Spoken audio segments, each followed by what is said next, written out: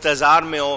Government سیدھی ہوگی تو ہم سیدھے ہو جائیں گے. گورنمنٹ کی قبر میں جانا ہے؟ آج سے عہد کرو جیئیں گے تو واقعی نبی کے غلام بن کر جیئیں گے. ابتدا کرو, اپنے آپ سے ابتدا کرو.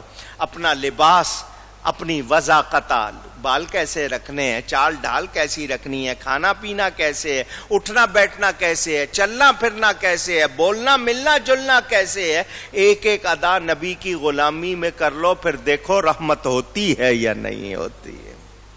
مگر ہم یہ کرتے نہیں. اور پھر بھی شکایت, جی مسلمان پس کیوں رہے؟ تو مسلمان پسیں گے نہیں تو اور کیا ہوگا؟ یہ سارا انجام سن تو لیا, پتہ تو چل گیا.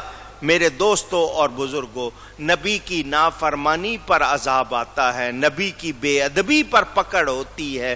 تو جنہوں نے نبیوں کی قدر نہیں کی وہ تباہ ہوئے. آج ہمیں کیا کرنا چاہیے؟ اگر ہم بھی بے قدرے ہو گئے تو بولو, پھر فائدہ ہوگا. اونچی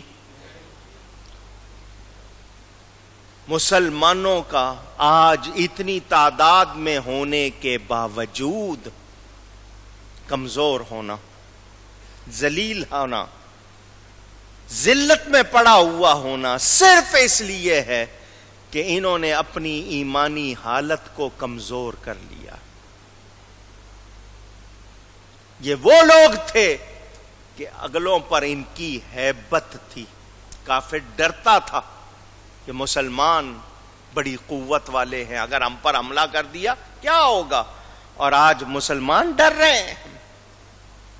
اے مسلمان, تیرے ایمان کی قوت تو بہت ہی مشہور تھی, کہاں گئی وہ؟ سوچو, غور کرو. میں نے آپ کو یہ بات سنائی تھی, حضرت عمر فاروق رضی اللہ تعالی عنہ سے ملنے روم, ملک ہے روم, اس کا ذکر قرآن میں آیا, پوری سورت ہے اس کے نام سے, روم. روم کا سفیر آیا مدینہ منورہ میں. جب آیا تو اس نے شاہی لباس پہنا ہوا تھا, بہت بڑے ملک سے آیا تھا, اپنی سواری لے کر بڑا اعلیٰ لباس پہن کر آیا. مدینے میں جب آیا لوگوں نے اس کو دیکھا, یہ کوئی باہر کی چیز ہے, ہمارا تو نہیں ہے, کسی اور علاقے سے آیا ہے. اس نے لوگوں سے پوچھا, یہ بتاؤ تمہارا بادشاہ کون ہے؟ لوگوں نے کہا ہمارا بادشاہ اللہ ہے. ہمارا بادشاہ, اونچی, اللہ جل جلالہ. کہ عمر کو تم کیا کہتے ہو؟ ان کا, ان کو امیر المومنین کہتے ہیں. ان کا محل, پیلس, بنگلہ کہاں ہے؟ ان کا کون سا بنگلہ, کون سا پیلس؟ اور جس طرح ہمارے مکان ہے, یہ گلی میں اس کا بھی مکان ہے. وہ حیران, وہ 44 ملکوں کا فتح کرنے والا, ساری دنیا اس کے نام سے کانپ رہی ہے, اور یہاں لوگ مزے سے کہہ رہے ہیں گلی میں جس طرح ہمارا مکان ہے اس کا بھی مکان ہے. میں ان سے ملنے آیا ہوں. ان میں سے کسی نے کہا کہ وہ تو گھر میں نہیں ہے. ایک عورت گزر رہی تھی, اس نے بھی اس کو اجنبی کو دیکھا. اس نے کہا میں تھوڑی دیر پہلے حضرت عمر کو دیکھا تھا, ادھر جا رہے تھے, تھوڑی دیر پہلے دیکھا تھا ادھر باہر کی طرف بستی سے باہر جا. وہ حیران کہ یہ لوگ اتنے مزے سے اس کی باتیں کرتے ہیں. وہ شخص ان لوگوں میں عام لوگوں کی طرح رہتا ہے, کوئی پروٹوکول نہیں ہے, کوئی سلسلہ نہیں ہے. اتنا بڑا امیر ہو کر یہ لوگ مزے سے اس کی باتیں کر رہے ہیں. اس کا مطلب یہ سب اس سے پیار کرتے ہیں. یہاں بڑا امن ہے, وہ تعلق ان کا عوام کا اور بادشاہ کا بہت اچھا ہے. وہ لوگوں نے کہا یہ باہر سے آیا, تو نے اگر حضرت عمر کو جاتے دیکھا, اس کو رستہ دکھا دے, بتا دے. یہ جو سفیر ہوتے ہیں ان کی ڈیوٹی ہوتی ہے دوسروں کا حال معلوم کرو, ان کی کمزوریاں, ان کی اچھائیاں پتہ ہو, تاکہ کس طرح کا تعلق کیسے رکھنا ہے. تو یہ چالاک ہوتے ہیں. اور عورت سے بات کرتے وقت زیادہ احتیاط کی ضرورت ہوتی ہے, کیونکہ عورت فوراً پٹاری کھول دیتی ہے. آپ کسی کا حال پوچھیں, اچھا وہ, ارے میں جانتی ہوں اس کو. پھر اس کی جو شکایتیں شروع ہوتی ہیں, اللہ ماشاءاللہ سب ایک جیسی نہیں ہوتی ہیں. اس نے, سفیر نے اس عورت سے پوچھا تمہارا امیر کیسا ہے؟ تم لوگ اس کے بارے میں کیا کہتے ہو؟ کیا تعلق ہے؟ اس عورت نے 2 لفظ کہے اور اس کا منہ بند کر دیا. 2 لفظ کہے. اس شخص کو دوسرا سوال کرنے کی جرأت نہیں. اس نے کیا کہا؟ لا یخدع ولا یخدع. لفظ ایک ہی ہے، یخدع اور یخدع. ایک پہ زبر لگا دیا، ایک پر پیش لگا دیا. عربی میں یہی تو کمال ہے، معنی بدل جاتے ہیں. لا یخدع ولا یخدع. کیا مطلب؟ تم نے حضرت عمر کے بارے میں پوچھا وہ کیسے ہیں، تو سن، نہ وہ دھوکہ دیتے ہیں نہ وہ دھوکہ کھاتے ہیں. نہ ان کو دھوکہ دیا جا سکتا ہے نہ وہ خود دھوکہ دیتے ہیں. اگلے نے پوچھا نہیں کچھ اور، اتنے سے ہی اس کو پتا چل گیا عمر کی شان کتنی ہے. نہ وہ دھوکہ دیتا ہے نہ وہ دھوکہ. اونچی کہہ دیں، میں کیوں کہلوا رہا ہوں، ذرا سوچے. نہ دھوکہ دیا جا سکتا ہے نہ دھوکہ دیتا ہے. آج ہمارا کیا حال ہے؟ ہر آدمی دوسرے آدمی پر شک کر رہا ہے ایسا یا نہیں؟ اجنبی تو اجنبی، باپ بیٹے پر، بیٹا باپ پر شک کر رہا ہے. میاں بیوی پر بیوی، میاں ایک دوسرے آپس میں شک ہو رہا ہے یا نہیں ہو رہا؟ پوچھ رہا ہوں، پتہ نہیں میرے کو کیا کہہ رہا ہے اور کر کیا رہا ہے. ہو رہا ہے یا نہیں؟ مسلمان کی شان کیا ہے؟ نہ دھوکہ دے نہ دھوکہ کھائے. آگے بستی سے نکلے. حضرت عمر ایک درخت کی چھاؤں میں اکیلے لیٹے ہوئے. اس نے کہا وہ جو درخت کے نیچے لیٹا نا وہ ہمارا امیر ہے. وہ بندہ حیران، یہ بادشاہ ان کا امیر جنگل میں اس طرح اکیلا درخت کے نیچے لیٹا ہوا ہے، اس کو کوئی خطرہ نہیں ہے. اس کا مطلب یہ لوگوں پر عدل کرتا ہے، لوگوں پر عدل کرتا. مزے سے لیٹا. وہ قریب آیا تو کانپنے لگ گیا. حضرت عمر کو دیکھ کے لرزنے لگ گیا، شیورنگ. حضرت عمر نے دیکھا کیا بات ہے؟ اس نے کہا جی آپ کو دیکھ کے میرا یہ حال ہو رہا ہے. کیوں؟ آپ آگے گئے، پکڑ کے لے آئے اس کو اور فرمایا میں اس ماں کا بیٹا ہوں جو سوکھے ٹکڑے کھاتی تھی. یہ میرا روب نہیں ہے، یہ حق کا روب ہے.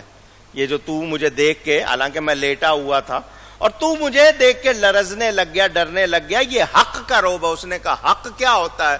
حضرت عمر نے اس کو حق سمجھایا، دین سمجھایا. اس نے کہا جی سفارتی تعلق بعد میں قائم ہوگا، پہلے کلمہ پڑھاؤ، مسلمان ہونا چاہتا ہوں. اس نے پیغام بھیج دیا اپنے بادشاہ کو، میں ان کا غلام بن گیا ہوں، کسی اور کو سفیر بنا کے بھیج دیں. اندازہ کرو، اندازہ کرو، یہ ہمارا کردار تھا. آج کیا ہو گیا؟ اتنی تعداد میں بھی مسلمان ہو کر پستی کا شکار ہے. وہ زمانے میں معزز تھے صاحب قرآن ہو کر، ہم ذلیل و خوار ہوئے تارک قرآن ہو کر. آج قرآن نہیں ہم سے پڑھا جاتا، آج ہم سے دین کی باتوں پر عمل نہیں ہوتا. ہمیں ڈرامے پسند ہیں، تماشے پسند ہیں، دکھاوے پسند ہیں، بڑھ کے نعرے، ریلیاں، یہ وہ، کھیل کود، تماشا. اے مسلمان تیری عزت کتنی تھی، تیرا وقار کتنا تھا. تیری عزت تھی تو علم سے تھی، تیرا مرتبہ تھا تو تیرے عمل سے تھا. نہ آج علم رہا نہ عمل رہا، کھیل کود رہ گیا. میں کہہ رہا ہوں، آپ سن رہے ہیں، مان بھی رہے ہوں گے کہ ہاں حال ایسا ہی ہے. یہی کہیں گے آپ دل میں، ہاں ایسا ہی ہے ہم لوگ بالکل.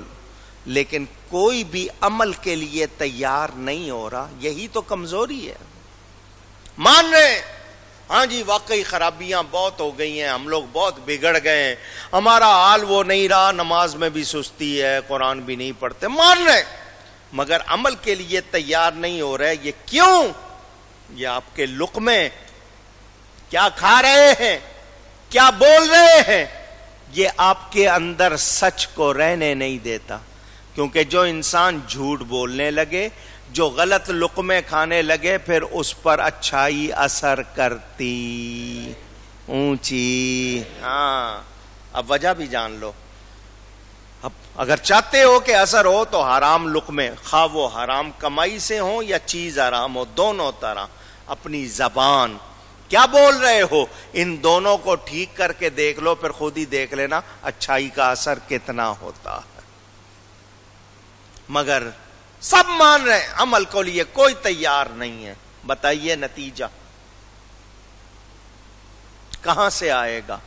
ہم کیسے سدھریں گے؟ ہمیں غور کرنا ہوگا۔ میرے دوستوں اور بزرگوں، بنی اسرائیل کو کتنی نعمتیں ملی، کتنا کچھ ملا، جو مانگا انہوں نے اللہ نے دیا۔ ان کے لیے پکے پکائے کھانے اترے، چشمے جاری ہوئے، الگ وادی ان کے لیے بنائی گئی، سب کچھ کیا گیا، مگر وہ ناشکرے۔ نتیجے میں پھر ان پر لعنت ہوئی۔ لعنت کا مطلب رحمت سے دور کر دینا۔ ان پر لعنت ہوئی، ان کے حصے میں پھر ہدایت اونچی نہیں رہی۔ وہ جو جن کو سارے جہان سے بہتر بنایا گیا تھا، ان پر لعنت ہوئی، اور بہترین امت کا لقب ملا نبی کی امت کو۔ آج ہم بھی وہی حرکتیں کریں تو بولو پھر بہترین امت رہیں گے؟ پوچھ رہا ہوں۔ آپ سب کہہ رہے ہیں نہیں، تو پھر کب درست کریں گے اپنے آپ کو؟ وہ بہترین امت والی باتیں کب لائیں گے؟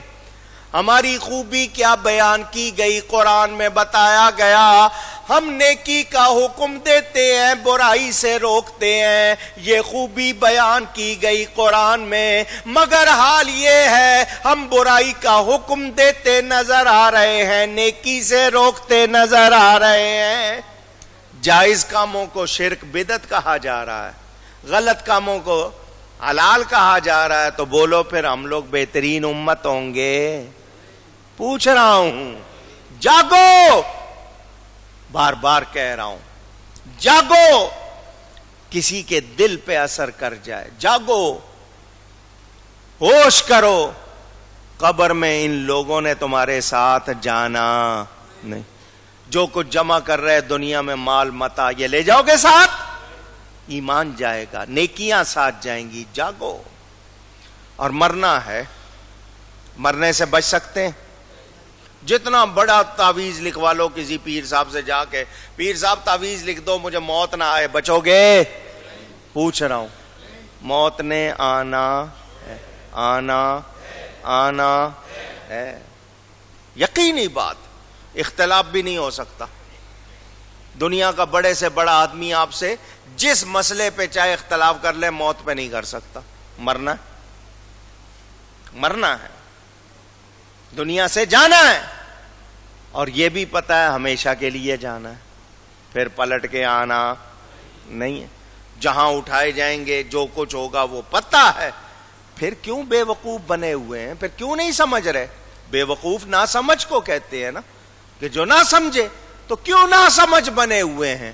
سمجھداری یہی ہے کہ ہم جاگیں، ہوش میں آئیں، پہچانیں اپنے آپ کو، اور یقین رکھیں کہ کامیابی کے لیے ایک ہی راستہ ہے، نبی کی غلامی، نبی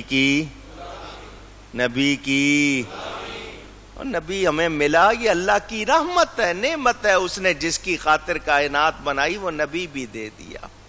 اس نبی نے ہمیں بتا دیا کامیابی کیسے ملنی ہے۔ اب بھی نہیں مانتے تو پھر ہم سمجھدار اونچی۔ یہ ایک آیت رہ گئی اس رکوع میں، یہ سن لیں، پھر اس کے بعد انشاءاللہ آگے بیان۔ اللہ فرماتا وَجَعَلْنَا ابْنَ مَرْيَمَ وَأُمَّهُ آيَةً وَآوَيْنَاهُمَا إِلَى رَبْوَةٍ ذَاتِ قَرَارٍ وَمَعِينٍ۔ ہم نے مریم اور اس کے بیٹے کو نشانی کیا اور انہیں ٹھکانہ دیا ایک بلند زمین جہاں بسنے کا مقام اور نگاہ کے سامنے بہتا پانی۔ یہ سارے نبیوں کا ذکر، آخر میں حضرت عیسیٰ کا ذکر آ گیا، کیونکہ ان کے بعد ہمارے نبی پاک تشریف لائے۔ یہ بیان آپ نے سنا، سننے کے بعد کیا سیکھا؟ خلاصہ یہی، پہلی امتوں نے نبیوں کو جھٹلایا، نبیوں کو اپنے جیسا بشر کہا، نیکی کو اختیار نہیں کیا، برائی پہ اڑے رہے، حق کو نہیں مانا، سچ کو جھوٹ، جھوٹ کو سچ کہا، اور نبی کی ہمسری کی، جھٹلایا، برابری کی، تباہ ہوئے یا نہیں ہوئے؟ اونچی۔ تو ہم اس باتوں کو دیکھ کر آج بھی اپنے آپ کو درست نہ کریں تو پھر ہم نے کیا سیکھا؟ سمجھدار وہی ہے جو سبق حاصل کرے۔ اللہ تعالی ہم سب کو نیکی کی توفیق عطا فرمائے۔ گفتگو میں کوئی غلطی ہوئی ہو اللہ کی بارگاہ میں توبہ کرتا ہوں۔ وآخر دعوانا ان الحمد للہ رب العالمین۔